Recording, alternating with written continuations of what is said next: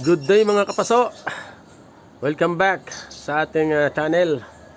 Ngayong araw guys ay ipapakita ko sa inyo ang kauna-unahan niya ring buds ng ating kaisa-isang Peruvian apple. Kung naalala nyo yung aking cactus na malaki na matangkad pa sa akin. Ito na siya guys. Yan. Yan po ang ating Peruvian apple. Nilabas ko lang siya doon sa kanyang lungga. Doon siya nakalagay sa corner.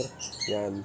So ngayon, may nakita kasi akong ano niya guys, tumubo. So palagay ko, hindi ito sanga, kundi ito po'y bulaklak. Kagaya nito Ayan, yan. Ayan siya po. Ayan. Bali tatlo. Yan isa. Dalawa. Ayan. At saka tatlo. Kasi guys, kung bakit sinabi ko na po yan ay bulaklak. Kasi nga po, ang pagkakalam ko, pagkasanga, doon po siya tumutubo sa baba.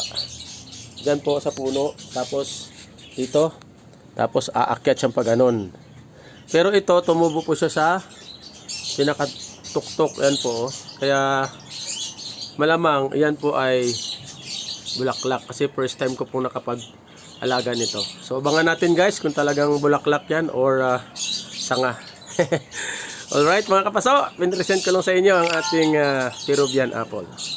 Thank you for watching. Bye bye.